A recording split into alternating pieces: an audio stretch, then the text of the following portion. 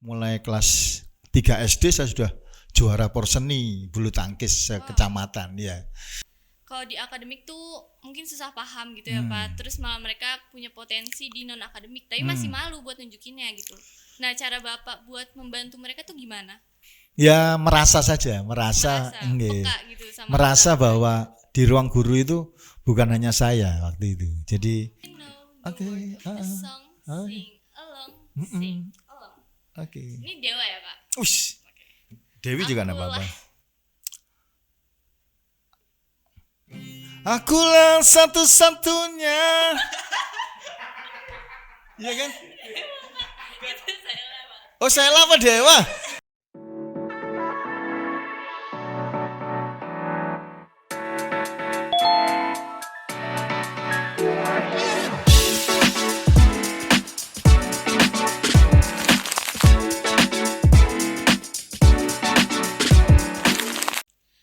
Sahabat Sveniwa, sekarang kalian sedang menonton tayangan perdana Pojakos, podcast jam kosong. Saya Angelina bakal menemani kalian di jam-jam kosong kalian nih. Dan sekarang bakal ada narasumber kita, yaitu seorang guru PJOK. Terus juga terkenal seru, ciri-cirinya pakai kacamata, gemoy, pokoknya lucu deh. Kira-kira siapa ya? Ini dia, kita panggil aja Pak Agung. Halo. Gimana Pak kabarnya? Baik Anji. Gimana? Katanya Bapak nih terkenal seru ya gurunya, terus juga aktif di bidang non akademik. Benar gak menurut Bapak? Ya alhamdulillah memang seperti itu, tapi ya memang saya seperti itu, artinya santai saja, tapi tetap harus serius, iya, ya kan? Di jam-jam yang tepat gitu ya. Betul. Jadi ada saatnya kita harus santai, ada saatnya kita harus fokus ke apa yang harus kita kerjakan. Iya. Ya. Menurut Bapak ciri khas Bapak sebagai guru tuh apa sih yang Bapak terapin gitu ke anak-anak? Yang pasti saya lebih suka anak-anak itu menjadi orang baik. Iya. Ya kan? Pinter boleh, tapi tetap harus menjadi anak yang baik, anak yang berbakti kepada orang tua, kemudian pintar beribadah kepada Allah Subhanahu wa taala. Ya. Untuk yang akademik itu bisa second opinion. Ya. Yang penting itu dulu ya. Iya, betul. Bapak kan guru olahraga. Ini emang minat Bapak dari dulu atau apa? Atau emang Bapak udah cita-citanya tuh pengen di olahraga aja gitu? Iya betul. Jadi sebenarnya dari kecil saya belum punya gambaran mau jadi apa gitu. Setiap kali saya ditanya cita-citamu apa, saya bingung mau jadi apa gitu. Kadang ngomong jadi polisi, kadang ngomong jadi dokter, kadang ngomong jadi insinyur gitu. Maklum lah anak kecil kan gitu. Iya. Tapi berjalannya waktu, terutama di SMA itu saya sudah mulai punya gambaran gitu. Wah, kayaknya asik deh kalau jadi guru olahraga, karena jujur saya punya role model, panutan gitu di sekolah saya dulu di SMA, salah seorang guru olahraga juga. Beliau punya prestasi bagus, kemudian orangnya juga humble dengan anak-anak, sehingga itu yang menjadi inspirasi saya, motivasi saya bisa menjadi seperti beliau, dan alhamdulillah akhirnya seperti ini. Tapi guru olahraga tuh emang terkenal banget seru-serunya sih Pak. Soalnya nggak dari saya zaman SD terus SMP itu tuh seru-seru semua sih Pak, emang gitu ya? Asik banget. Alhamdulillah. Terus walaupun mungkin mereka ada yang beberapa yang udah tua gitu, tapi masih ada jiwa-jiwa gaulnya gitu. Nah itu yang bedanya di situ. Bapak nerapin itu juga ya Pak? Ya alhamdulillah. Jadi kalau dengan anak-anak itu sampai sekarang alumni juga ketemu gitu, juga masih akrab, masih mengingat bagaimana dulunya gitu kan. Baik itu, iya baik, yang baik-baik aja kah pokoknya. Bapak sendiri dulu terjun ke bidang apa yang Bapak suka? Ya jadi untuk kalau dibilang prestasi gitu di bidang olahraga, mulai kelas 3 SD saya sudah juara porseni bulu tangkis sekecamatan ya. Jadi artinya anak-anak kecil sekecamatan itu saya kalahkan. Keren Ya, banget. hebat kan? Iya, Ya, Pak. saya paling kecil tapi bisa mengalahkan anak-anak kecil-kecil yang lain gitu. Kemudian prestasi tertinggi saya salah satu coach pelatih hoki di PON Pekan Olahraga Nasional tahun 2006 waktu itu di Sumatera Selatan. Oh, jauh Iya. banget, Pak. Iya. Bapak ke situ atau emang buat kerja gitu? Iya, jadi kita dikirim oleh kontingen Jawa Timur untuk cabang olahraga hoki. Jadi akhirnya bisa menduduki peringkat 4 putra-putri. Ya. Hasil didikan Bapak itu? Ya, jadi bersama teman-teman pelatih-pelatih yang lain kita bawa tim hoki Jawa Timur menduduki peringkat 4 di Pekan Olahraga Nasional tahun 2006. Itu adalah prestasi tertinggi saya. Ya. Motivasi Bapak sendiri apa? Motivasi Supaya bisa kuat gitu ngejalaninnya. kalau untuk anak-anak khususnya dari SMP 1 Wonoayu, saya ingin anak-anak itu memiliki prestasi juga seperti saya. Jadi baik prestasi akademik maupun prestasi non akademik. Ya. Kenapa? Karena dengan prestasi itu yang pertama bisa membanggakan orang tua, Oke. membanggakan diri sendiri, dan juga bisa menjadi modal untuk sukses di masa depannya. Gitu. Karena dua-duanya sama-sama kepake gitu ya, Pak. Alhamdulillah. Akademik sama non akademik nih. Betul, betul. Jadi prestasi itu kita sudah tahu sendiri ada bidang akademik, ada juga bidang non akademik. Jadi bukan berarti prestasi akademiknya saja yang diperlukan, tapi juga non akademik. Gitu.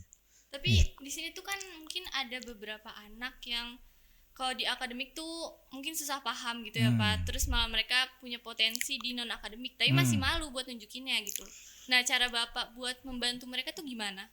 Atau apa yang bakal Bapak bilang ke mereka gitu? Ya, jadi memang fenomenanya di sekolah seperti itu ya. Jadi ada yang punya prestasi akademik bagus gitu ya.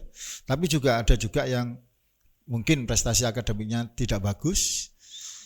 Namun mereka memiliki kemampuan khususnya ya tadi itu di bidang non akademik. Non akademik itu banyak. Ada olahraga, ada seni, ada keterampilan dan macam-macam, ya kan? Nah, tugas kita bagaimana? Ya jelas untuk yang masih malu-malu atau masih kurang mengeksplor kemampuannya, kita sekolah alhamdulillah SMP Negeri 1 Wonoayu sudah sangat memfasilitasi terkait hal tersebut, di mana salah satunya adanya ekstrakurikuler, ya kan? Ekstrakurikuler merupakan salah satu media pengantar untuk siswa bisa meraih prestasi, baik itu akademis dan non akademis tadi, ya kan? Meskipun memang sampai dengan saat ini masih banyak yang malu-malu, kurang percaya diri dan sebagainya. Tapi alhamdulillah Bapak Ibu guru di sekolah SMP 1 Wonoayu sudah sangat sering, sangat baik mendidik, mendampingi anak-anak untuk meraih prestasi tersebut. Ya, jadi itu yang selama ini menjadi kunci kenapa SMP 1 Wonoayu selalu terbaik, selalu memiliki juara-juara baik di bidang akademik maupun non akademik. Kira-kira ada gak sih Pak anak di sini yang udah kelihatan banget potensinya sampai udah membuktikan gitu, misal alumni atau apa gitu, yang mereka emang di akademiknya tuh kurang tapi di non akademik ternyata mereka bisa jadi sukses kayak gitu?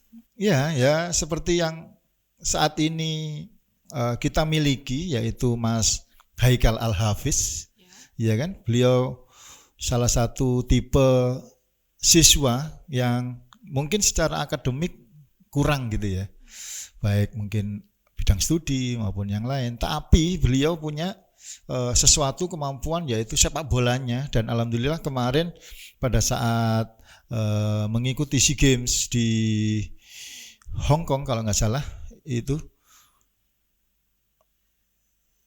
beliau mencatat prestasi sebagai peraih medali emas. Itu angkatan berapa, Pak? 2013 mungkin 13-14 gitu ya. Pokoknya sekarang usianya kurang lebih sekitar 20 tahun. Bapak Ya. udah ngajar dari Ada, sudah. Waktu itu saya sudah masuk di sini dan sudah tahu persis Mas Haikal Al-Hafiz itu baik secara performanya maupun juga kemampuan-kemampuan yang lain. Dan bukan hanya Mas Hafiz, Mas Haikal juga, tapi juga ada yang banyak alumni-alumni yang meraih prestasi di luar akademik. Ada juga dulu yang namanya Mas Bayu itu memiliki kemampuan selam. Ya, dan sekarang alhamdulillah beliau sudah menjadi salah satu anggota TNI, ya. Dan banyak juga yang lain-lain yang memiliki prestasi-prestasi baik di tingkat provinsi maupun di tingkat nasional. Ya, mungkin emang kalau anak-anak Speniwa nih harus lebih menunjukkan lagi gitu ya, kalau mereka punya bakat jangan dipendam gitu kan. Ya, betul. Karena setahu saya mungkin masih banyak yang malu-malu gitu atau nggak pede sama bakat-bakat mereka, padahal masih ada. Nah, itu yang mungkin akan kita jadikan atensi. Ya. Jadi bagaimana caranya supaya memberikan kepercayaan diri kepada teman-teman para siswa SMP 1 Wonoayu ini, bahwa mereka itu sebenarnya memiliki potensi di bidang non akademik tadi. Kalau toh memang tidak akademiknya kurang bagus, tapi mereka masih ada. Baik itu misalkan dari kemampuan olahraga tadi, kemudian seni, kemudian organisasi, itu juga merupakan salah satu bentuk prestasi akademik juga. Makanya sekolah SMP 1 Wonoayu banyak program-program yang menunjang tersebut. Salah satunya adalah Jumat Talenta, iya kan? Dan mungkin juga semacam project P5 itu juga merupakan salah satu. Bisa mengasah juga. Betul. Dan alhamdulillah dengan adanya kurikulum Merdeka ini sudah mulai terlihat bibit-bibit yang bagus di bidang-bidang tersebut. Ya. Pendapat Bapak sendiri kira-kira buat anak kayak gitu, atau pesan-pesan apa yang mau disampaikan supaya mereka lebih semangat lagi? Ya, jadi melalui podcast ini saya ingin sampaikan kepada seluruh siswa bahwa tidak perlu berkecil hati, tidak perlu minder ketika Anda tidak mampu di bidang akademik, misalkan IPA-nya tidak bagus, matematika tidak dikuasai, bahasa Inggris juga tidak bisa, tidak apa-apa. Anda masih bisa berprestasi, berpeluang untuk meraih prestasi di bidang-bidang non akademik tadi. Semampang ada kemauan dari Anda juga untuk selalu menjadi yang terbaik, selalu ingin belajar. Ya, jadi seperti itu. Itu mungkin kalau kita lebih semangat lagi, kita bisa kayak alumni-alumni yang sebelumnya yang bisa masuk TNI. Ya, bisa betul. Apa tadi? Asian Games atau Iya, SEA Games gitu ya kan. Asal kita punya kemampuan ya, Pak. Betul. Mungkin juga sekolah sudah pernah kan mendatangkan beliau-beliau itu sebagai inspirator bagi adik-adik. Semoga yang seperti itu bisa semakin sering kita mendatangkan alumni atau mungkin public figure yang memiliki prestasi-prestasi di luar akademik tadi. Ya. Kalau perjalanan Bapak sendiri gimana di non akademik ini, di olahraga ini? Yang susahnya apa? Terus yang paling membanggakannya hasilnya tuh kayak gimana? Gitu? Ya, kalau untuk yang di SMP 1 Wonoayu ini, kalau dulu memang kita sering meraih prestasi gitu ya di non